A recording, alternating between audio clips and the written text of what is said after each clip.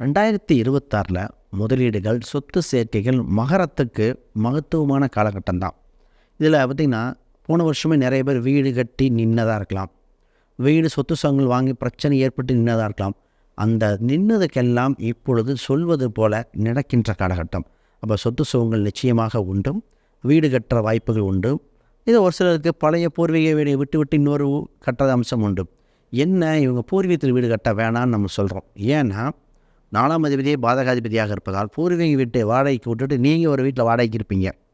சொந்த ஊரில் பெரிய வீடு கட்டும்போது கவனித்து கட்டணும். இது ஒன்று தான் இந்த பாயிண்ட். ஆனால் இப்பொழுது இன்வெஸ்ட்மெண்ட்டுக்கு சூப்பரான நேரம். அது பாண்ட்ஸுன்னு சொல்லுவாங்க, பத்திரங்கள், பத்திர முதலீடுகள், ஷேர் மார்க்கெட்டில் அந்த பாண்ட்ஸு, பேங்க் பாண்ட்ஸு இதெல்லாம் சூப்பராக இருக்கும். அப்போ நகை வகைகள், மெட்டல், ஏதோ கோல்டுங்கிற மெட்டல், சில்வர், இப்போ ராசிக்கு சில்வர்லாம் செட் ஆகும்.